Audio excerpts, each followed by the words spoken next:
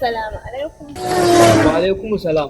Malam jan Allah tambaya gare ni idan ba za ka damu ba. Allah Ubangiji ya sa na sani ki gaya maki. To, abin ai ba faɗa bane. In ke ƙara magana zan iya zagin ki. Ya sunanka? Kutumar bala'i goge hadda. To suna na ji malam. Ni kuma sunana Fatima. To gon waya tambaye ki sunan ki. Lambar wayan ka nake so. Namban wayata. To me zaki da ita? Ina son ka ne. Kina so na fa kika ce la ilaha illallah. Daɗi kashe ni. Haka kike so ki ga nayi ko?